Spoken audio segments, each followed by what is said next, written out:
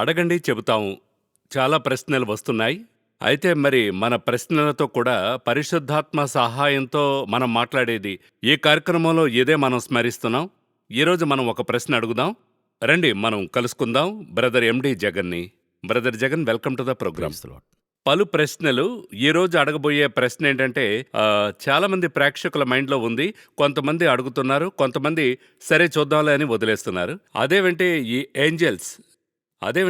Angel అంటేనే దేవదూతలు. ఈ దేవదూతలకి పలుమార్లు బైబిల్లో వీరు వస్తూనే ఉన్నారు.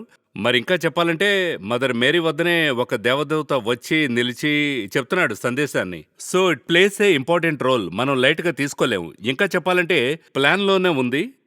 ఎలా ఈ ఏంజెల్స్ అనేవి దేవుడు మనం అర్థం చేసుకోవడానికి బైబిల్లో చాలా విషయాల్లో వస్తున్నారు.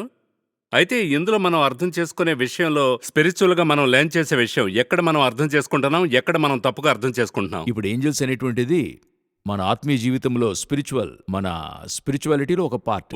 అందులో భిన్నాభిప్రాయం లేదు. రైట్.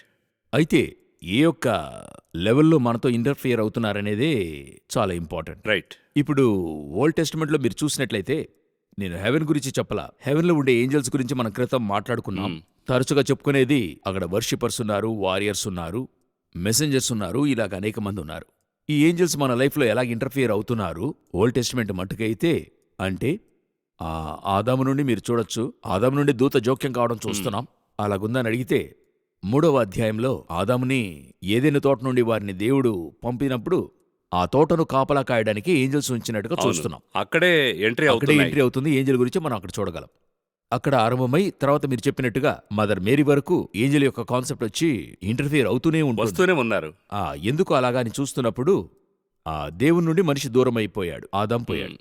పోయిన తర్వాత ఈ యొక్క మనుషునితో దేవుడు సంబంధం కావాలనుకుంటున్నాడు. అతనే సంబంధం తెక్కొట్టాడు. ఈయన సంబంధం కలుపుకోవాలనుకుంటున్నాడు. అలా కలుపుకోవాలన్న జర్నీలో ఒక్కొక్క ఫేజ్గా ఈ మనిషితో సంబంధం కావాలంటే తను ఆజ్ఞను ధిక్కరించాడు. ఈయన మరి పరిశుద్ధుడైనటువంటి దేవుడు. సో వీరిద్దరికి మధ్యలో ఒక మీడియేటర్ అవసరమై ఉంది. ఈ మీడియేటర్గానే దేవుడు వచ్చి ఏంజల్. మీరు క్రియేషన్లోనే చూస్తే అలా ఉంటుంది. బిగినింగ్లోనే చూస్తే లూసిఫర్ గురించి చెప్పేప్పుడు అతను ఫస్ట్ వచ్చి ఆ గాడ్స్ ఏంజల్గా ఉండాడు. ప్రధాన దూత అని చెప్తూ ఉంటారు.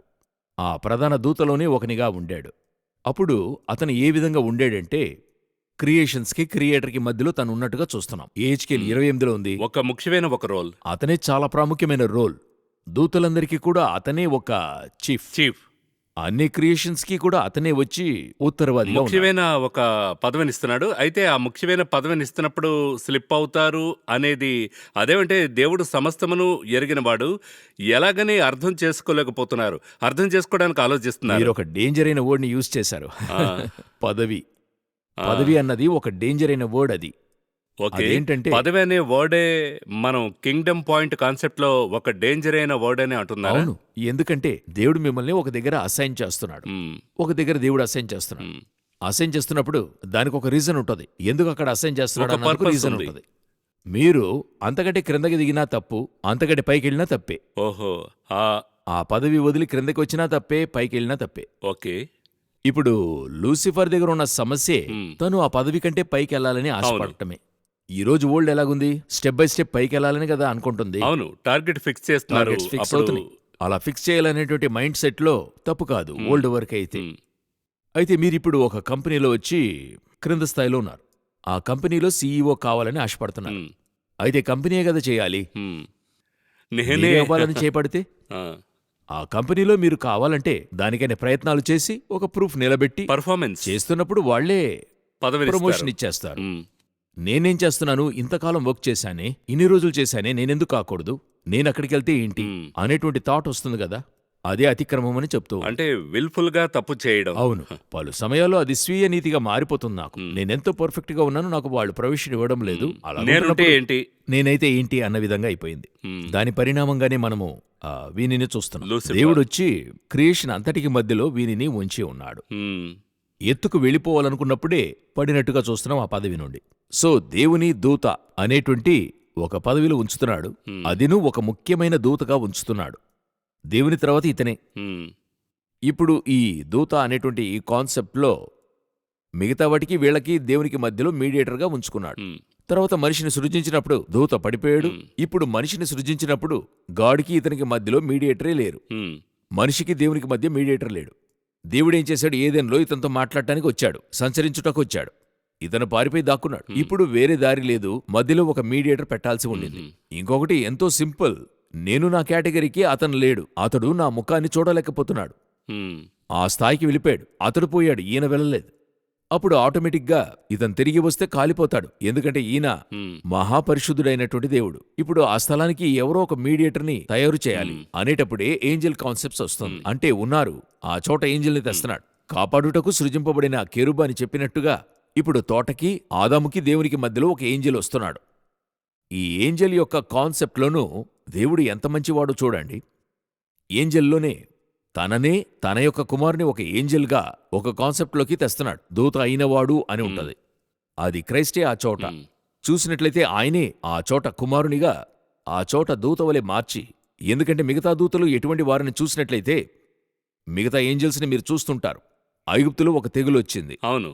తెగ నరుకుతూ వస్తున్నాడు సంహారక దూత. హ్మ్. యెరూషలేములో డేవిడ్ పీరియడ్లో ఒక ఏంజెల్ ఉండాడు. హ్మ్. ఆ తెగులు వ్యాపిస్తూ ఉంది. ఈయనే చాలు అన్నంతవరకు అతడు ఆపడు. హ్మ్. ఎందుకంటే అతని మట్టుకైతే ఓన్ డెసిషన్ తీసుకునే పని అతనిది కాదు. అవును, ఆర్డర్స్ పాస్ చేస్తే ఇతడు ఒబే చేయాలి. ఒబే ద ఆర్డర్, అంతే. అప్పుడు ఒక దగ్గర దేవుడు అడుగుతాడు మోసెస్తో, నేను మీతో రాను, మీరు అవిధేయులైన ప్రజలుగా ఉన్నారు, మెడవంచని ప్రజలు, నేనొక ఏంజెల్ని పంపుతాను అంటాడు. మోసెస్ చెప్తాడు, మాకు ఏంజెల్ వద్దు, మీరే రండి, లేకపోతే మేము వెళ్ళము. ఎందుకంటే మోసెస్కి బాగా తెలుసు హ్మ్. ఈయన్ని కూడా మనం కన్విన్స్ చేయగలము, అతని కన్విన్స్ చేయలేము. అయితే ఇలా అర్థం చేసుకోవచ్చా, ఆ ఆర్డర్స్ ని ఎగ్జిక్యూట్ చేసే లూసిఫర్ అనే క్యారెక్టర్ ఆర్డర్స్ ఎగ్జిక్యూట్ చేయడానికి బదులుగా వేరే ఇతను ఇతడు ఆర్డర్ కొంచెం, వేయాలన్న స్థానానికి వస్తున్నాడు. వచ్చేసాను. అదే అదే సమస్య. సమస్య. హ్మ్. ఇక్కడ ప్రాబ్లమే అన్ని చోట్ల. ఏంటి ప్రాబ్లం అంటే, నేనొచ్చి ఒక బంధాల్లోనే నేను చెప్పగలను. హ్మ్. ఒకచోట మీరొచ్చి పిల్లల్ని నడిపించాలి, అదే ఆర్డర్. పిల్లలు ఏమనుకుంటున్నారంటే, ఒక మాస్టర్ డిగ్రీ ఏదో ఒకటి ముగించారు, లేకపోతే ఎక్స్పీరియన్స్ వాళ్ళకు వచ్చిందంటే నాన్నకేం తెలియదు, నాన్నకి మనం చెప్పివ్వాలి అనుకుంటున్నారు. హ్మ్. అది ఈ కాలఘట్టంలో మరి గూగుల్ కొంచెం అవును. ఏది కావాలన్నా గూగుల్ని చూస్తే, హ్మ్. పలానది గూగుల్ చేసి చూశాను డాడీ, మీకేం తెలీదు, మీకేం తెలీదు మమ్మీ, ఇలాగని వారు చెప్తున్నారు కదా. ఇది ఒక విధమైన ఆర్డరే కదా, మారుతుంది ఒక కదా, రిస్క్ అయిన విషయమే. రిస్క్ అయిన విషయమే కదా. ఒక ప్రత్యేక సమయం వరకు you must obey the order. ఎవరంటే పేరెంట్స్ది. హ్మ్. అటు తర్వాత మీరు పేరెంట్ అవుతారు, మీరు వారిని నడిపించాలి. ఏదంటే మనం ఇచ్చిన ఎక్స్పీరియన్స్ని బట్టి. హ్మ్. వీరు మనల్నే నడిపించాలనుకుంటున్నారు. హ్మ్. ఒక పీరియడ్లో ఫాదర్ మదర్ని కంట్రోల్ చేయాలనుకుంటున్నారు. హ్మ్.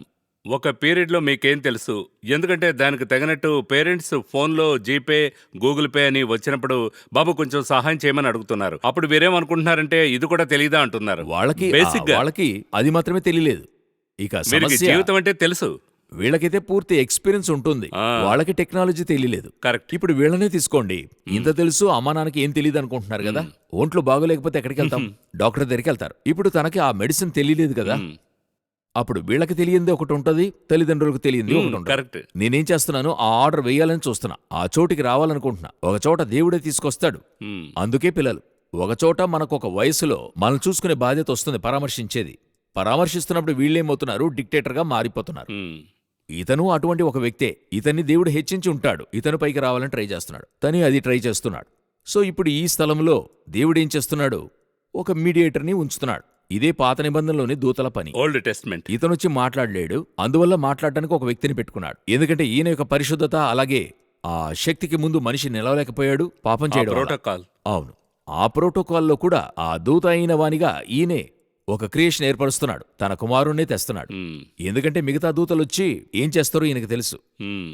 ఈయన కొంత చూసి చేస్తాడు, తనుగా ఉంటాడు కాబట్టి తెలుస్తుంది.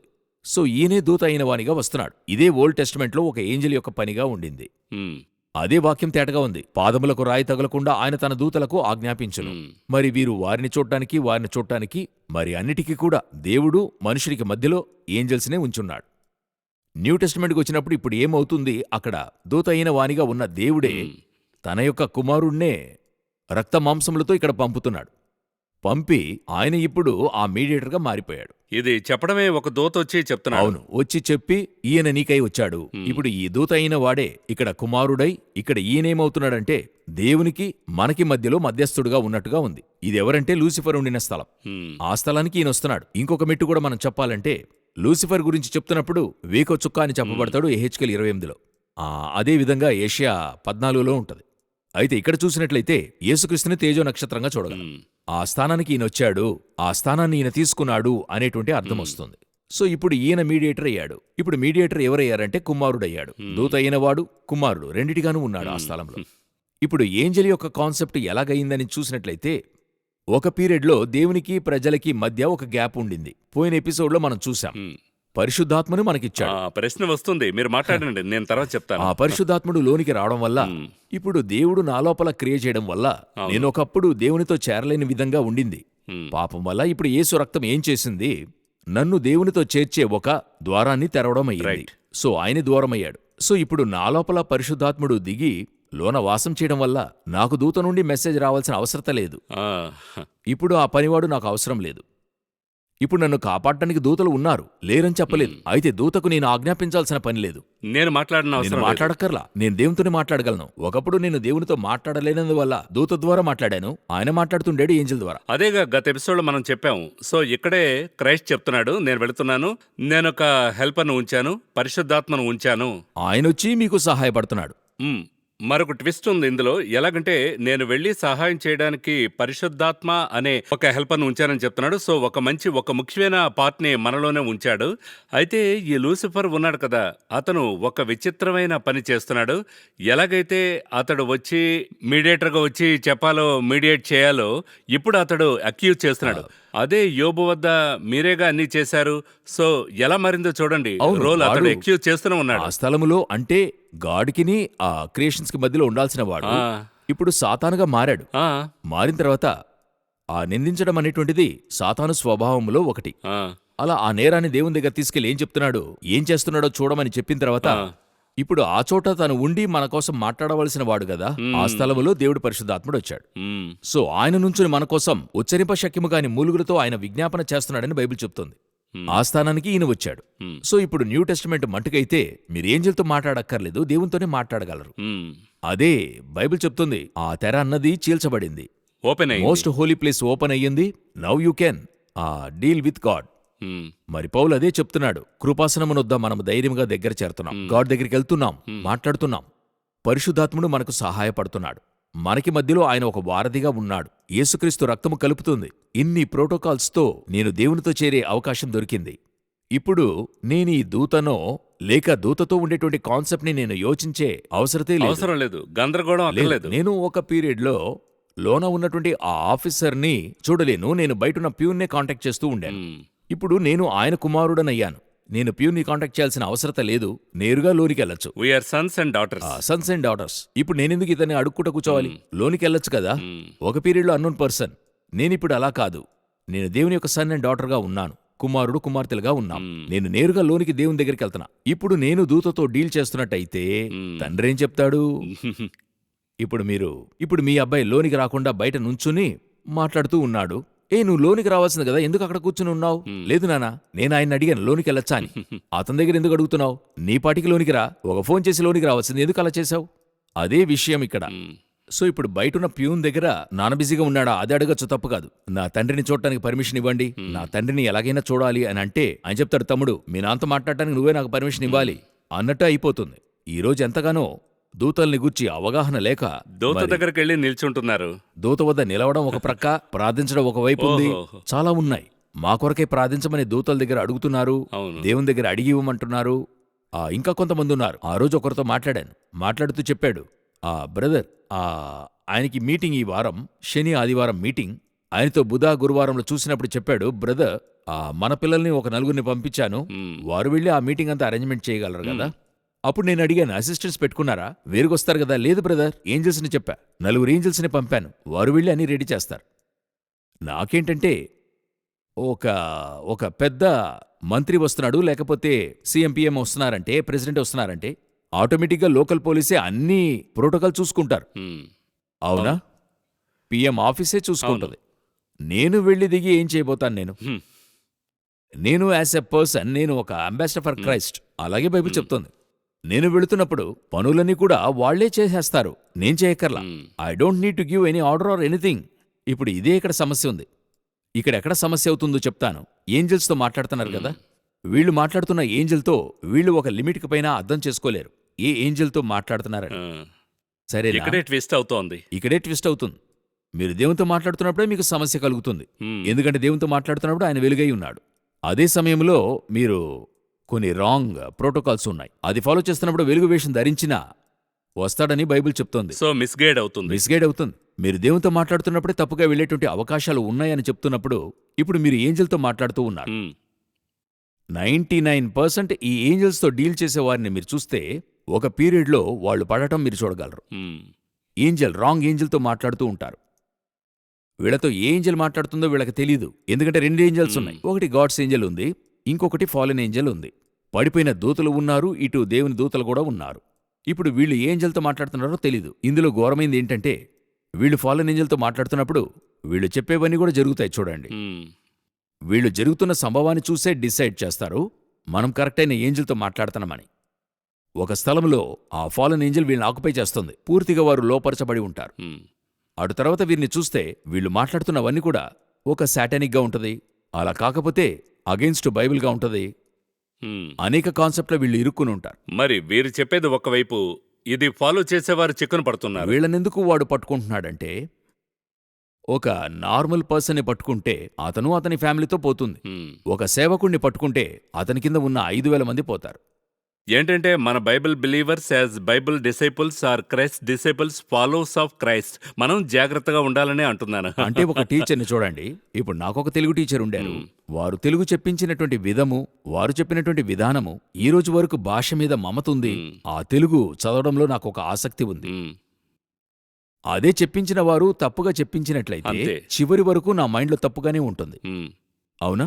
అదే విధంగా మీరు ఒక సేవ చేసే వారిగానో లేక డిసైపుల్సో మిమ్మల్ని ఫాలో చేస్తున్నటువంటి ఒక గ్రూప్ని గూర్చి మీకు అవేర్నెస్ ఉండాలి. హ్మ్.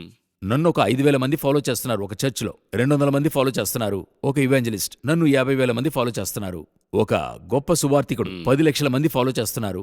అప్పుడు నా నోటి మాట ప్రతి ఒక్కటి 10 లక్షల మందిని రీచ్ అవుతుంది. హ్మ్.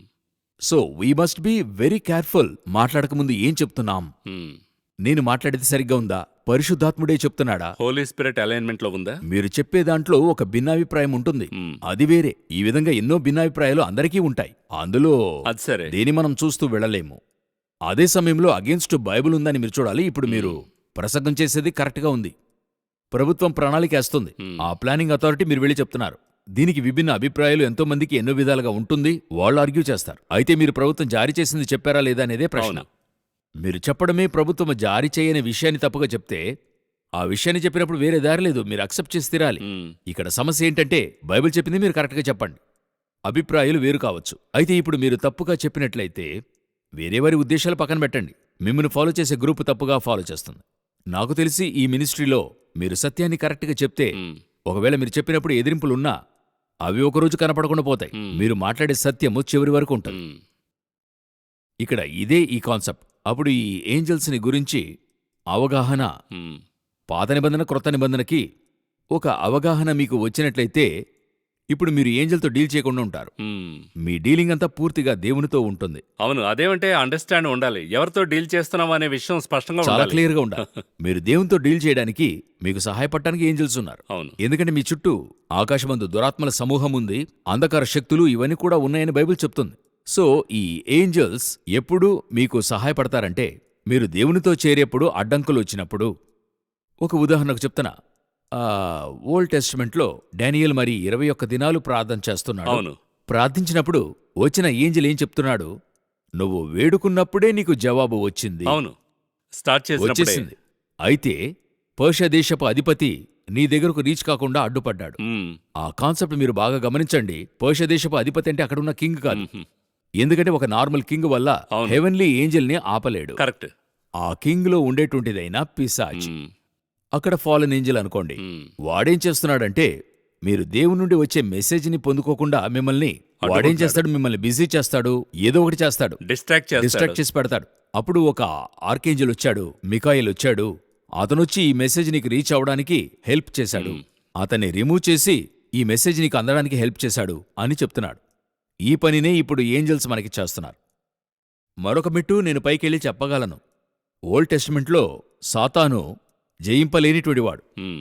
న్యూ టెస్టిమెంట్లో పరాజయమైన వాడు. మ్మ్. యేసు వాని తలను చితక్కొట్టినట్టుగా ఉంటుంది. మ్మ్. పిశాచి తల చితక్కొట్టబడింది. పరాజయం పొందిన పిశాచి వలన ఒక లిమిట్ పైన ఏది కూడా చేయలేదు. మ్మ్. ఒకరోజు రోడ్లో వెళుతున్నప్పుడు గుమికూడిన కొంతమందిని చూశా.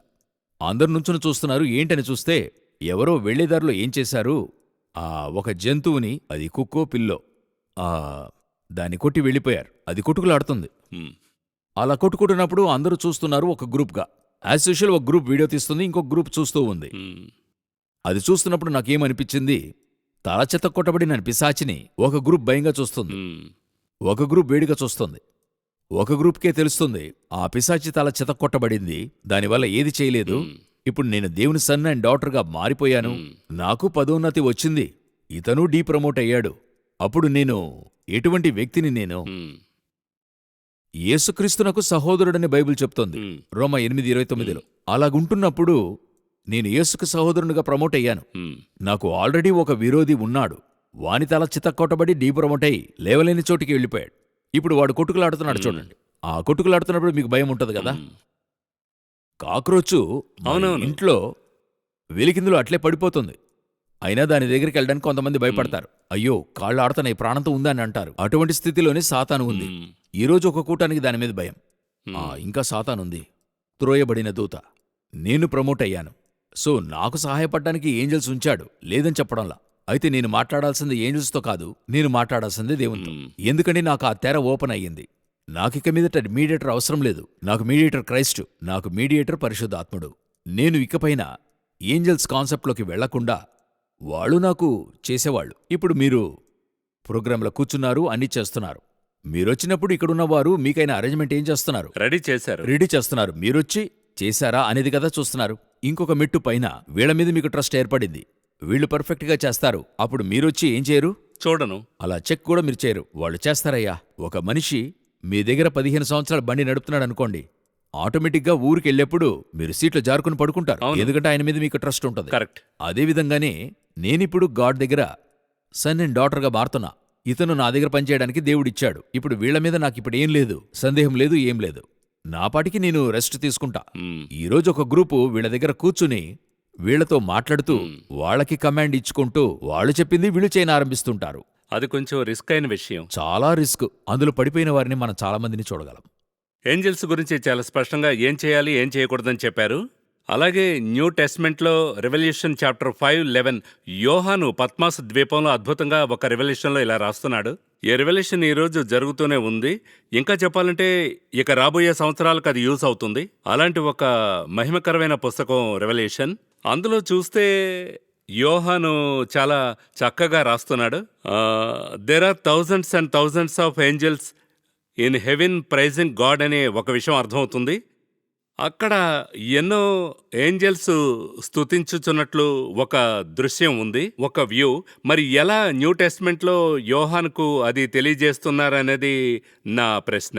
ఇప్పుడు మనము 800 కోట్ల మంది ఉన్నాం అవును, భూమిలో. అవును, జనాభా ఎక్కువైందని చెప్తూ ఉన్నాం. అవును, పాపులేషన్ అధికమైంది. అవునవును, ఈ భూమి యొక్క కొలతకు అధికమని చెప్తున్నారు. అవును, బట్ భూమి యొక్క కొలతకు అధికం కాదు. అవును. ఎందుకంటే ప్రజలు ఒక ప్రత్యేకమైన ప్రాంతాల్లోనే జీవిస్తున్నారు. టోటల్ భూమికి వాళ్ళు స్ప్రెడ్ కాల. అవును. సో అందువల్ల చెప్తున్నా, ఇంకా చెప్పాలంటే ఒక మేజర్ పోర్షన్ వాటర్లో ఉంది. ఓటర్లో ఉంది, మేజర్ పోర్షన్ ఆకుపై చేయకుండా ఉంది. అది ఓకే, అలాగుంది. ఇప్పుడు దీనికంటే పలువేల రెట్లు పెద్దదే హెవెన్. మ్మ్.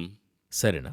అప్పుడు ఇక్కడే 800 కోట్ల ప్రజలు జీవించగలుగుతున్నాం. ఇంకా 200 కోట్ల మంది కూడా జీవించగలరు. అంత స్థలం ఉంది.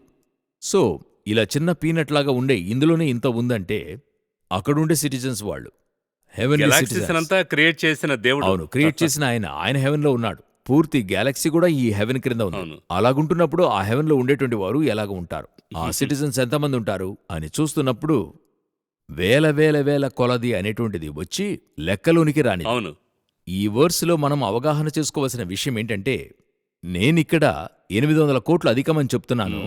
అక్కడ దీనికంటే పలువేల రెట్ల అధికంగా ఉన్న సిటిజన్స్ కలిగినటువంటి ఒక దేశం అది. మ్మ్. ఆ దేశానికి ఒక కింగ్. ఆ కింగే నన్ను పిలిచాడు. ఆ కింగే నన్ను దత్తత తీసుకున్నాడు. అప్పుడు నేను ఎటువంటి ఒక సిటిజన్? మ్మ్. బైబిల్ చెప్తుంది వారికైనటువంటి దూతలు దేవుణ్ణి దర్శిస్తున్నారు. మ్మ్. ఇప్పుడు 800 కోట్లు ఉన్నారనుకోండి ఉదాహరణకి. వారి యొక్క దూతలంటే ఒకటికి మించిన వారు. మనమిద్దరం అనుకుంటున్నాం. కొంతమంది చెప్తుంటారు రైట్లో ఒక దూత, లెఫ్ట్లో ఒక దూత ఉన్నారని అంటారు. అలా బైబిల్ చెప్పలేదు. ఒకటికి మించిన వారు వారి యొక్క దూతలు అని ఉంటది. సో ఒక మినిమం 2 అయినా గాని 1600 దూతలు అక్కడ ఉండాలి మనకి మాత్రమే. ఇది కాక వర్షిపర్స్ ఉండాలి, వ్యారియర్స్ ఉండాలి, ఇకెంతో. సో అక్కడొచ్చి మీరు చెప్పినట్టుగానే లెక్కలేనంతమంది, బిలియన్స్ అండ్ ట్రిలియన్స్ ఇక ఆపైన ఆ విధంగా ఉన్నారు. అయితే వాళ్ళ యొక్క ఎఫెక్ట్ ఏంటని అడిగితే, స్ట్రెంగ్త్ ఏంటని అడిగితే, ఒకరు 1000 మందిని, ఇద్దరు 16,000 మందిని తరుముతారు అని ఉంది. సో వాళ్ళు దిగారంటే నాకు 2 జైంట్స్ని ఇచ్చి ఉన్నాడు, బాడీగార్డ్స్. ఈ జైంట్స్, నేను 2 అన్నది మినిమంగా చెప్తున్నా, బాడీగార్డ్స్. వీరిద్దరి యొక్క కాన్సెప్ట్ ఏంటని అడిగితే, ఒకరు 1000 మంది అయితే ఇద్దరు చేరితే 16,000 మందికి పైన పోరాడగలరని చూడగలం. అప్పుడు నా బాడీగార్డ్ ఎటువంటి వాడనే వాళ్ళు అర్థం చేసుకోవాలి. ఈ విధంగా జిలియన్స్లో ఉన్నారు బాడీగార్డ్స్. వారికి మధ్యలోనే దేవుడు నన్ను ఉంచి ఉన్నాడు. అప్పుడు నాకు ఎటువంటి ఒక రక్షణ ఉండాలి. అందువల్ల దేవుడు మరల చెప్తాడు, భయపడక ఉండుడి. మరలా చెప్తున్నాను, భయపడకండి. మరల చెప్తున్నాను, భయపడక ఉండుడి. Fear not. Fear not. ఎందుకు భయపడొద్దని చెప్తున్నాడంటే, నేను నీకుంచిన ప్రోటోకాల్ ఆ విధంగా. ఓ వెంట్రుకు కూడా లెక్కలో అన్నీ ఉంది. కూడా ఒక బుల్లెట్ ప్రూఫ్, ఒక గృహమో లేక బుల్లెట్ ప్రూఫ్ కారు లోపల ఒక నాయకుడు ధైర్యంగా వస్తున్నాడు. ఇలా ఎంత చేసినా ఆ నాయకుడు భయపడుతున్నాడు. ఎక్కడైనా ఆ లాంచర్తో తాకుతారేమో అని భయపడుతూ ఉన్నారు. నేను దానికంటే 10,000 రెట్లు శక్తివంతమైన దూతల మధ్యలో ఉన్నాను. దేవుడు నన్ను ఉంచాడు. దీనికంటే 10 రెట్ల శక్తివంతమైన గాడ్ దగ్గర నేను ఉన్నాను. అప్పుడు నేను ఎటువంటి వాడై ఉండాలి? దేనికి డానియల్ చెప్పినట్లు, ఆ డానియల్లో చదివినట్లు, పైగా అలాగే వచ్చి దేవుడు నన్ను అలౌ చేసినను, నేనైతే I will not compromise my stand with God. అగ్నిలో పడవేసినప్పుడు వాళ్ళు చెప్తారు. ఆ స్టేట్మెంట్ చాలా వేరే లెవెల్లో ఉంది. అది వాళ్ళ ఫెయిత్ ని సూచిస్తుంది. ఎందుకంటే దేవుని మీద ప్రేమ, విశ్వాసం అనేది ఉంది. అవును. నేను చెప్పేది ప్రొటెక్షన్. అవునవును. ఈ కాపుదల ఏం చేస్తుందంటే ఈ ప్రకృతిని మించి సహాయపడుతుంది. మీరు చెప్పిన ఇన్సిడెంట్ లో 3 మంటల్లో వేస్తున్నారు, తల వెంట్రుక కూడా కాలేదని ఉంటది. ఆ వాసన కూడా వాళ్ళ యొక్క డ్రెస్ మీద లేదని చూస్తున్నాం. అప్పుడు ఈ భద్రత ఇచ్చింది ఎవరు? ఇప్పుడు అదెలాగండి? ఇది మిరాకిల్, సూపర్ న్యాచురల్, నమ్మమని చెప్తారు. ఈ రోజు ఒక గ్రూపు ఒక డ్రెస్ వేసుకుని మంటల్లోకి వెళ్లి ప్రజల్ని కాపాడుతున్నారు కదా, వోల్కనోస్ లో దిగుతున్నారు కదా. అలాంటి ఒక సేఫ్టీ డ్రెస్సే ఒక మనిషి వల్లే తయారు చేయగలిగినట్లయితే, వీళ్ళ ముగ్గురికి ఒక సేఫ్టీ డ్రెస్ హెవెన్ చేసి ఇవ్వదా? స్పిరిచువల్ గా మూసి ఉండదా? 4000 సంవత్సరాల తర్వాత కనిపెట్టే విషయము దేవుడు ముందుగానే చేశాడు, మంటలోకి దింపాడు. ఆ రోజు నేను ఒక డ్రోన్ అలా వోల్కెనోలోకి వెళ్తోంది, లోనికి అలా షూట్ చేస్తుంది. అలాంటిది కనిపెట్టగలుగుతున్నారే, అవునా? అప్పుడు దేవుడొచ్చి అంత భద్రతతో మనిషిని ఉంచాడు. ఓల్డ్ టెస్టిమెంట్లోనే ఆ విధంగా ఉన్నారంటే న్యూ టెస్టిమెంట్లో ఇంకా అధికంగా ఉంటుంది. ఇలాంటి అవగాహన వస్తేనే దేవుని మీద ఒక విశ్వాసము, ధైర్యము వస్తుంది. నేను విశ్వసించువాడు ఇటువంటి వాడై ఉన్నాడు అనే స్థాయికి మనం వస్తాం. చాలా సంతోషం బ్రదర్ జగన్. ఈ టోటల్ కార్యక్రమంలో మనం ఏంజల్స్ అని ప్రారంభించాం. అయితే దీనికి పైగా మనం అర్థం చేసుకోవడం, ఆ ఏంజల్స్ ఒకవైపు దేవుడు క్రియేట్ చేసిన వాడు, రైట్. మనం ఇప్పుడు మాట్లాడాల్సింది, మనకు డైరెక్ట్గా పరిశుద్ధాత్మ ఉన్నాడు, దేవునితోనే మాట్లాడొచ్చు. ఆ సహాయంతో మనం ఉన్నప్పుడు ఎవరికీ భయపడక్కర్లేదు, స్పష్టంగా ఉండొచ్చు. డైరెక్ట్గా we have access. And more important, ఇది అర్థం చేసుకోవడం అంటే తప్పుగా అర్థం చేసుకోకుండా ఉంటే మంచిది. ఇది కరెక్ట్గా ఉంటే మనం చాలా విషయాలు బైబిల్లో నుండి ఇంకా డీప్గా వెళ్ళొచ్చు. We can walk closely with God. చాలా సంతోషం. ఆ తర్వాత కార్యక్రమంలో దీన్ని బేస్ చేసుకుని ఒకరు ఒక ప్రశ్న వేశారు. ఆ ప్రశ్న మరో కార్యక్రమంలో చూద్దాం. ఈ కార్యక్రమానికి మీరు విచ్చేసినందుకు వందనాలు, సంతోషం.